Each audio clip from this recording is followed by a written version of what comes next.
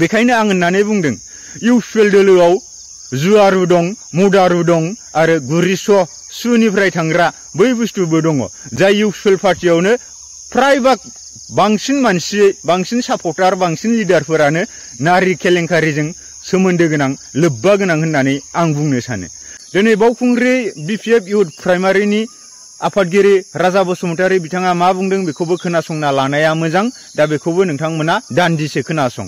फेब्रुवारि मासनि 17 तारिखखालि जोंनि मानाव गेदेर बारग' बिपिएफनि हाग्रामा महिलारि सार बिथांजों लोगोसे 11 नम्बर बावखुंग्रि समष्टिनि जोंनिनो ददेश्वरी सार, सालबारि समष्टिनि देरहासार सार आरो दतमा समष्टिनि प्रकाश सार बिथांमोना जोंनाव अफिसखौ माबायदि सोलिदों, माबायदि कमिउनिकेसन ओनसोलजों बोरै सोलिदों बेखौ खबर लानो फैनायाव ओंखाम बोथिसे सारमोना जादोंमोन। बे जानायावनो जोंहा फंबाय जाय फेसबुक पेज सालायग्रा एन्टारटेनमेन्ट वार्ल्ड ओरैनो थारग'ज होनना मिथियो, बिथां फंबाया बिपिएफ लाबाय हिसाबै फंबाया हाग्रामा महिलारि सारनि खाथियाव ओंखाम जानायखौ नुनानै फंबाया मोनसे सेलफि लादोंमोन। बे सेलफिखौ लानानै मैया दाख्लैनि गेजेरजों मोनसे पस्ट नागारनाय नुदों। बे पस्ट नागारनाया जाहैबाय जायखौ जों गलाय बिटिआर होननानै मिथिदों। बिथाङा बबे गामिनि, बिथाङा खुनु प्रफाइलबो गैया, बे फेक एकाउन्ट खुलिनानै बिथाङा जाहा मानसिखौ बखिगासिनो, जाहा फसंगासिनो। दा ओरैबायदि एन्टारटेनमेन्ट वार्ल्ड फंबाया थारग'जोआ माब्लाबा सेरफांगुरियाव हाबा जानाय रंजाहैनायखौ लानानै जोंनि हाग्रामा महिलारि मानगोनां जोंनि बारग' बिपिएफनि चिफ बिथांखौ फट' इडिट खालामनानै ओरैबायदि लिरदों, बेयाव राजामोन, सोरबा थारग'ज आरो इउथनि माखासे सोद्रोमाफ्रा जौ लोङै लोङै बिदि रंजायो आरो गामिनि ओनसोलनि मानसिफोरखौ उपद्रब खालामो होननानै बेबायदि लिरनायखौ जोङो इउथनि जानानै बा जों नायगाव प्राइमारि इउथनि इउथ बिपिएफनि जानानै ओरैबायदि जों धिक्कार जादों, ओरैबायदि दुखु मोनदों। बिथाङा जायखौ हागौ जानला मोनला बिदि नंखाय लिरलाबायना होनाय बा मोनसे पस्ट होनाया बिथांनि थाखाय बहुद गाज्रि आरो बेखौ जों बहुद दुखु मोनदों। बिथाङा दिनै बेबायदि नागारनोबा मानो गावनि फेस, गावनि मोखां बेफोर प्रफाइलखौ मानो होआ? बिथाङा मानो फेक एकाउन्ट खुलिनानै बेबायदि जानला मोनला सोरबा मोजां मानसि दलद थानायखौ, सोरबा मानसि मोजां उन्दुनाय मानसिखौ मानो फोजादों बेलाय? जों जोबोद दुखु मोनदों। बे फट'जों लोगोसे बे इडिट खालामनायावबो जोंहा बिदा जनकबो दंमोन। बिदा जनक बिथाङा खारगावनि बेबो ओरैबायदि बेसाद हाग्रामा सारनि लाबार बेबो आदायाबो फैदोंमोन। बे सेलफि लानायखौ लानानै ओरैबायदि दस्रा बे हाबायाव रंजानायफोरखौ जौ लोंलाबायनाय मालाय बेखौ सरजाबलाबायनानै होनायखौ जोङो दलाय बिटिआरखौ नुनो मोनदों। दा दलाय बिटिआर नोंथांखौ जों बुङो, नोंहा आंनि देरसिना दुइसिन, नोंखौ नुखाथाराखै आं मबाइलावबो दाबो, नोंखौ जों बिराद नायबाय नुवा।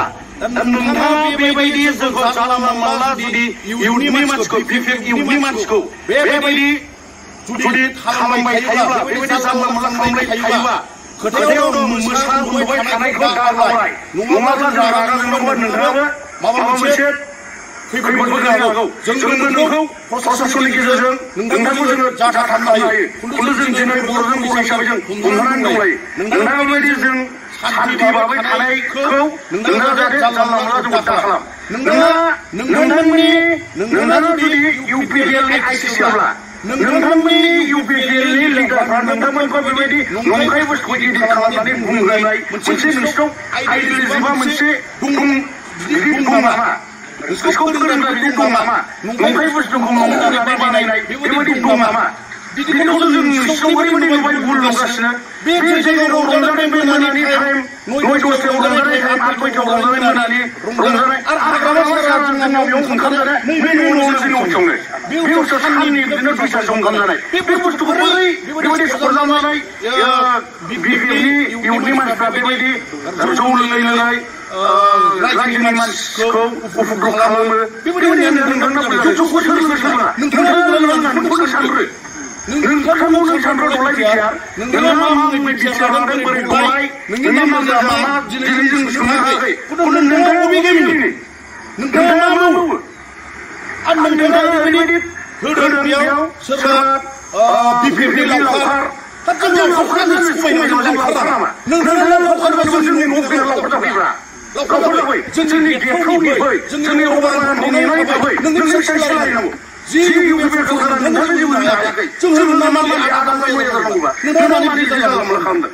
नोंथाङा मोजां कन्टेन्ट लाबो मोजां नंगौ नङा बिजिरनानै बुं नोंथाङा ओरैबायदि लाजिनांगौ नोंथाङा नैबे 2025 universal election BTC election September मासाव जानो गोनां फैगासिनो बेयाव नोंसिनि इउपिएफ सरकार जेननाय लोगो नों जुदि आलादा जारिया नों लावखार जायाबा आं आस्था नोंनाय मा सानदों नों जोंखौ जों दलद दं साननानै नोंसोर मा जोंखौ दुर्बल सानदों हाग्रामा महिलाफोरा जौगागोन मा सानदों नोंसोर मा सानदों मा सानदों हाग्रामा सानदों जों जौगागोन सैथो लामाजों थांगोन जों अननाय खोन्था जोङो पाब्लिकआ बुजिया दिनै बिपिएफआ सिसे हाया मोजां मावदोंना इउपिएफआ मोजां मावदों बेखौ जाम्बा जाम्बिया मिथिला हानायाव नोंसोर खुनुरुखुम माखासे सुक्तिनि गेजेरजों नोंसोर बारफोर देरहानो ना नोंसोर मोननैनि बारा देरहाया बबे देरहागोन बेखौ बुंनो खुनु दिनै बुंथ'वा इलेक्सननि सिगां जों बुंगोन मोनसे टाइम लानानै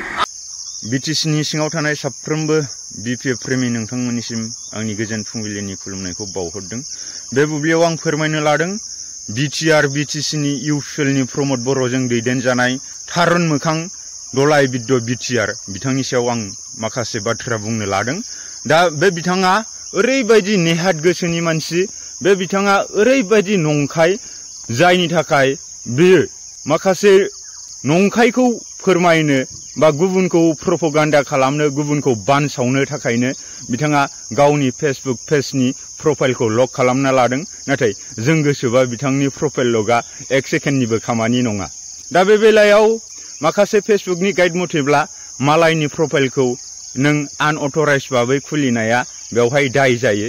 दा खिन्थु गोनांथि जाथारोब्ला खुलिनो हायो, बेयाव फेसबुकनि अनार जुकारबार्गआबो बादा होनो हाया।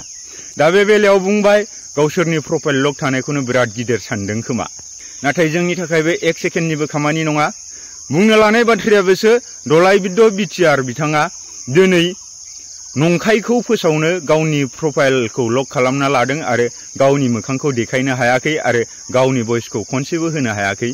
बिथाङा लिरनाय केपसननि गेजेरजों बेबायदिनो नंखाय भिडिअ इडिट खालामनानै बबेनिखौबा बबेयाव इडिट खालामफ्लानानै बेबायदि नंखायखौ बानसावो, जेरावहाय बिपिएफनि सापर्टारफोरा रायजो राजाफोरजों गाज्रि मोनजाथों असिलाखौ लानानै बिथाङा बेबायदि खामानि मावबाय थायो। आरो बेजोंनो लोगोसे बोथोर पेजनि अनार बा फेसबुक सालायग्रा बिथाङाबो बेबायदिनो खामानिखौ मावो। स' गिबियावनो बिटिसिनि रायजो राजा नोंथांमोना दलाय बिद्द बिटिआर आरो बोथोर पेजखौ नोंथांमोना नायनोबो नाङा, खोनासंनोबो नाङा, गनायनोबो नाङा। दा बुंनो लानाय बाथ्राया बे, जेब्ला बावखुंग्रि समस्तिनि सिङाव थानाय बावखुंग्रि इउथ प्राइमारि अफिसाव बिपिएफनि दैदेनगिरि बिथां बिटिसिनि बारग' गाहाय खुंगिरि बिथां हाग्रामा महिलारि बिथांजों लोगोसे बावखुंग्रि समस्तिनिनो सिटिं एमसिएलए दनेश्वर गयारि, बेजोंनो लोगोसे सालाखाथि समस्तिनि सिटिं एमसिएलए देरहासार बसुमतारि, आरोबाव दतमा समस्तिनि सिटिं एमसिएलए प्रकाश बसुमतारि बिथांमोना बावखुंग्रि बिपिएफ इउथ प्राइमारि अफिसाव थांनानै बोथिसे ओंखाम जाहैदोंमोन। बे समाव जोंहा रिनाउन्ड सिंगार जनक बसुमतारि, बेजोंनो लोगोसे बावखुंग्रि समस्तिनि बिपिएफनि आफादगिरि मानिजाथाव राजा बसुमतारि बिथांमोना बिथां गेदेमा मोनो बोथिसे ओंखाम जाहोदोंमोन। बै समाव जोंहा इन्टारटेनमेन्ट वर्ल्ड, जायखौ नालि होननानै मिथियो, बिथांमोना सेल्फि पस्ट मोनसे लादोंमोन। दा बैखौनो बिथांमोना दलाय बिद्द बिटिआरआ गोसो गाज्रिखाय बै फटकखौ लानानै बबेबा समाव सेरफांगुरि हालामाव बै जोंहा एन्टारटेनमेन्ट वर्ल्ड बा नालि बे नालि बिथाङा कालचारनि मानसि बा बयखौबो एन्टारटेन खालामग्रा बिथां नालिया बे समाव हाबा जानाय समाव बिथाङा बेबायदिनो हाबायाव रंजाखांहोनो बिथांमोना दल दामनायनि गेजेरजों रंजादोंमोन। बै भिडिअखौ लानानैनो हाग्रामा महिलारि बिथाङा जेब्ला समाव बै बावखुंग्रि समस्तिनि सिङाव थानाय बावखुंग्रि प्राइमारि बिपिएफ इउथ अफिसाव ओंखाम जाहैदोंमोन। बेखौ लानानै बिथाङा मा साजायदों, बावखुंग्रि समस्तिनि सिङाव थानाय बावखुंग्रि बिपिएफ इउथ प्राइमारिनि सेंग्राफोरा जेब्लायबो हरनि समाव लोङै जायै दावराव खालामनानै बै बावखुंग्रि बिपिएफ प्राइमारि अफिसनि सेंग्राफ्रा बेबायदिनो रायजो राजाफोरखौ उफुद्रुग खालामो, उन्दुनो सान्थि होआ होननानै बेबायदि केपसन लिरनानै होदों। दा बे बेलायाव बेखौसो बुंगोन, इउपिएलनि गासैबो मानसिफोरानो थारुन मोखां नामा? नंगौखौ बुंनो हाया नामा? एन्टारटेनमेन्ट वर्ल्डआ मालाय बयखौबो एन्टारटेन खालामग्रा, बयखौबो रंजाहोग्रा मानसि। बे समाव बिथाङा बबेयाव हाबा जानानै रंजादों बेखौ लानानै बबेबा गेदेमा मानसिया बबेबा ओंखाम बोथिसे जानाय सेल्फि पस्ट लानायजों एडिट खालामनानै बेबायदि रायजोफोरनि गेजेराव प्रपगान्डा खालामनो नाजानाय, मुं सुबोनो नाजानाय, गाज्रि मोनजाहोनो नाजानाय बे बेसेबां सैथो? बेखायनो आं होननानै बुंदों, इउपिएल दोलोआव जुवारु दं, मुदारु दं आरो गुरिस' सुनिफ्राय थांग्रा बै बुस्थुबो दङ। जाय इउपिएल पार्टियावनो फ्राय बांसिन मानसि, बांसिन सापर्टार, बांसिन लिडारफोरानो नारि केलेंकारिजों सोमोन्दो गोनां, लोब्बा गोनां होननानै आं बुंनो सानो। दा दिनैनि बेलायाव बिथांमोना जों बिपिएफ दोलोनि जिथु रायजो राजाफोरा बिपिएफ दोलोजों अनसायजानाय, बयजोंबो अनजानाय मोनदों आरो फिन खनसेनि थाखाय बिपिएफ दोलोखौनो सरकाराव लाबोफिननो थाखाय रायजो राजाफोरा जानजि खाफ्रादों। बैखौ लानानै बै इउपिएल पार्टिया गिखांनाय मोनदों। दा बैखौनो दिनै सोरनि गेजेरजों बिपिएफ दोलोखौ माबोरैहाय बानसावनो, माबोरैहाय रायजो राजाफोरजों गाज्रि मोनजाहोनो, बै असिलाखौ लानानै दिनै दलाय बिद्द बिटिआरनि पेजखौ बिथांमोना सलायदों। दिनै बि बोथोर बोथोर बिथांमोनखौ इउपिएल दोलोआ सालायगासिनो दङ। आं नोंथांमोननो मोनसे रिमाइन्ड खालामनि, जेब्ला समाव बिटिआर बिटिसिआव इउपिएल सरकार गैयामोन, नोंथांमोना गमामायै गोसोआव दंदां आरो बिनि महर मोखांखौ खनसे नङा खनसे नुदोंदां। जाय बड'लेण्ड टाइगार चेनेलनि गेजेरजों गाज्रि गाज्रि बुंहोनाय, सोरनिबा माबा सिङाव गान रानो, सायाव गान रानो, बायदि बायदिजों बै हाग्रामा महिलारिमोनखौ बानायसो होनोनाय, सुखे होनोनाय, आमायसो होनोनाय, दावराव देख्रेबमोनखौ बायदि बायदि बेबायदिनो माने आरजाथावै बाथ्राखौ लानानै भिडिअ बानायोमोन जे बड'लेण्ड टाइगारा। दा बैबायदि बड'लेण्ड टाइगारानो दिनै प्रमद बर' बिथांनि अननाया जे खायला फिथाइ बायदि गोखा, दिनै प्रमद बर'नि अननाया जे बेरे मोदै बायदि नङा, बेखौ मिन्थिनानै मालाय बड'लेण्ड टाइगाराबो प्रमद बर'खौ सापर्ट होनाय, खोथा बुंनाय, कन्टेन्ट लाबोनायाथ' बाददो, प्रमद बर'जों बिथाङा सोमोन्दोखौनो गारस्राबाय। दिनै बड'लेण्ड टाइगार बायदिया एफा खस्थ' खालामनानै दिनै जुदि प्रमद बर'नि अननायखौ खायला बिदै बायदि गोखा मोनबायब्ला दिनै दलाय बिद्द बिटिआरआलाय सोर, बि बोथोर बोथोरालाय सोर? आरे बाबा, आंथ' बुंदों नोंनि प्रफाइला लक जाखो मा जाखो, नोंनि प्रफाइलखौ खुलिनो 1 सेकेन्डबो नाङा। नाथाय फेसबुकनि गाइड मथै आनअथराइज बाबै सोरबाया सोरनिबा प्रफाइल लकखौ खुलिनाया बे मोनसे दाय जायो, मिथिबाय? दा आरो खुलिथारनांगौब्ला कारबारगा मालाय मा, बेनाव सोङालासिनो खुलिनोबो हायो, खिन्थु बेयाव आयेननि बाबै दाय जायो नालाय। आरो बे नोंनि प्रफाइलखौ खुलिनो थाखाय आयेननि गेजेरजोंबो ओरैनो खुलिनो हायो, खिन्थु सिखावा सानसे हमजायो नङा होमबा? सानसे नङा सानसे नोंबो हमजाखागोन। गतिके नों मा दाय मावदों बे दायनि साजाखौ नोंहा मोनखागोन। जेसे करनि एसे बोरनि होननानै बुंदों, मिथिबाय? दा बे बेलायाव नों दायखौ मावदों नालाय दायनि साजाखौ नों मोनखागोन, बेटा गखाया। आरो दिनै बिथां जाय बावखुंग्रि बिपिएफ इउथ प्राइमारिनि आफादगिरि बिथां राजा बसुमतारी बिथाङाथ' बुंदों, उन्दुना थानाय मोसाखौ दा फोजा होननानै बुंदों। आरो दिनै उन्दुना थानाय मोसाखौ नोंथांमोना फोजानो सानदों।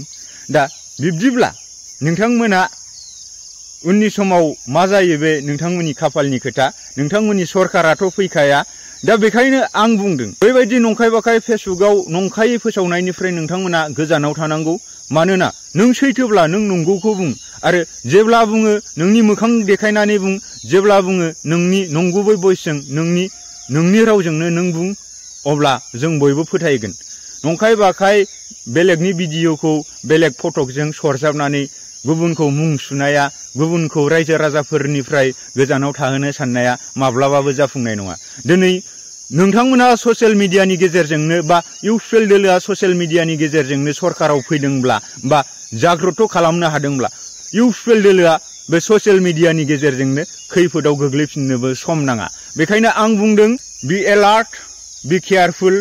बेखायनो आं बुंदों दलाइ बिद्द बिटिआर सांग्रां जा, सांग्राङै था आरो नंगौखौ बुं। इयुनखौ जों गोजोनै गोजोन बाबेन होलांनोब्ला जों सैथोताबादि जानांगोन, सैथो गोसोजों जों खामानि मावलांनांगोन। नोंथांमोननि प्रमदआ मा हो? ओइ प्रमद, आं बुंदों सिमांखौ नु। नों सिमां नुनायाव जोंहा हेंथा गैया, नाथाय नों सोरखौबा सिमां नुहोनाया बेयो मा जायो? इमोसनेलि पयजन जायो, मिथिबाय? नों जेसेबां सिमां नुनो गोसो नु, सिमां नुनाया गाज्रि नङा, नाथाय नोंनि गिदिर गिदिर सिमांखौ, नों जेखौ सिमां नुदों बे सिमांखौ नों रायजो राजाफोरनो बुंथिना होनानै रायजो राजाफोरखौ गिदिर गिदिर सिमां दा नुहो। बिथांमोना सानै सानै बिथांमोना मोनसे समाव हार्ट एटेक बा सुसाइड कमिटमेन्ट खालामनांगौबो जानो हागौ। बेखायनो सिमां नुदों नालाय नों हारसिं नु, गुबुनखौ सिमां दा नुहो। नोंनि बायदि नंखाय फाला नोंनि पकेटनि थाखाय, नोंनि गादिनि थाखाय, गासैबो नोंनिल' थाखायल' नों समग्र बर' रायजो राजाफोरखौ नों खनबैसे थगायनो? मिथिबाय? प्रमद बर' एबार नों सरकाराव फैया बे डेम सियरखा। आरो नों जाबायदि थांखि लादों, नोंथांमोना, जों मिथिगौ, जों इसिङारि माखासे खबरनिफ्राय मिथिदों नोंथांमोना दिनै बिजेपिजों एलायन्सआव गैयैखाय नैबे दान मोननैसो समाव इउपिएल पार्टिनि हार्ड वर्कार बा हार्डक'र सापर्टारफोरा मा खालामनो नाजादों? बाय हुक बाय क्रुक गाव गावनि धन सम्पतिखौ फाननानैब्लाबो, गाव गावनि माखासे इमेजखौ फाननानैब्लाबो जेरैखि जाया इउपिएल दोलोखौ स्ट्रेन खालामनो थाखाय नोंथांमोना माखासे डिसिसन लादों। नाथाय नोंथांमोननि बे हार्डक'र सापर्टारफोराल' नोंथांमोनजों थागोन, बाखि साधारन रायजो राजाफोरा नोंथांमोनजों थाया। बेखायनो नोंथांमोननि जेननाया रोखाखा। नोंथांमोना जाबायदि थांखि लानानै दिनै खामानि मावनो नागिरदों, बै थांखियाव बाहायजानो गोनां थाखा फैसाखौ दोनथुमनानै ला, उननि समाव खामानि होगोन जेब्ला नोंसिनि सरकारा बायगोन। आं बेखौसो नोंथांमोननि साफ्रोमनिसिमबो साजेस्ट बानायो। स' दिनैनि बेलायाव बेखौनो बुंबाय। दिनै बावखुंग्रि बिपिएफ इउथ प्राइमारिनि आफादगिरि राजा बसुमतारी बिथाङा मा बुंदों बेखौबो खोनासंना लानाया मोजां। दा बेखौबो नोंथांमोना दान्दिसे खोनासं। मानोना जोङो रावखौबो जोङो एदावना लानो नाङा। दिनै जों मानसिया सानसे थैखायो नालाय, नों ओरैनोबाबो सानसे नोङो नोंनि आयुआ बेसेबां दं बिसिमल' नों थांनानै थानो हाखायो। बेखायनो जाय जेरैबायदि डिसिसन लायो बेबायदि खामानिखौ मावनो हायैबो गैया। बेखायनो मालायखौ एदावनानै दाला। आरो बेयाव जोङो आयेननि बाबै बुङाखै, जों आयेननि बाबै बुंदों। बिथांमोना नांगौ जायोब्ला आयेननिबो राहा लागोन। आरो लास्टलि एक्सट्रिमलि नोंथांमोना बेबायदि आखलावनो थाबाय थायोब्ला मानसिया सानसे थैखायो जेरैहाय। बेखायनो बिथांमोना हाग्रामा महिलारि बिथांखौ गोरबोजों मोजां मोनोखाय, बिथांमोना बिपिएफखौ गोरबोजों मोजां मोनोखाय, बिपिएफआ दिनै समग्र बिटिसिनि 32-33 लाख बिटिसिनि थागिबिफोरनि थाखायखाय दिनै बिपिएफखौ बिथांमोना मोजां मोनो। बेखायनो बिपिएफनि थाखाय जिउ दान होनोबो बिथांमोना गिया होननानै आयेननि बाबै बुंदों। नोंथांमोन बायदि मोखां होथेनानै प्रफाइल लक खालामनानै बुङाखै, मिथिबाय? दलाइ बिद्द बिटिआर थारुन मोखां प्रमदनि बिजामादै नामा नोंलाय? बोरमा सिखाव, बोरमा गुमग्रानि फिसा। प्रमदाबो बोरमा गुमग्रानि फिसासो, जौ फाग्लानि फिसासो। लाजिया साला। नंगौखौ बुं, नंगौखौ बुं, नंखायखौ दा बुं। जों बयखौबो नंगौखौ बुंजानो लुबैयो, नंगौ बायदि खामानि मावजानो लुबैयो। खुगायावल' लेब लेब लेब लेब लेब लेब लेब ओरै थोरै मावगोन, ओरै थोरै मावगोन, सुइजारलेण्ड मा खोनासंनो बिनि नामखौ लानोनो बायो। धोद प्रमद, गैयाबा गैया, नोंनाव थाखा फैसा जाबाय दलद उन्दुना था। हायाबाबो उदै गिदिरखौ फेसेमनो जौ गोरान लों, जौ, नोंनि बे जिआइटेक जौ गोराना, मिथिबाय? आंथ' बुंदों इउपिएलआवनो गासिबो जुवारु मदारु आरो बे सुआबो दङ साला नारि केलेंकारिफोर लाजिनोबो रोङा नोंसोर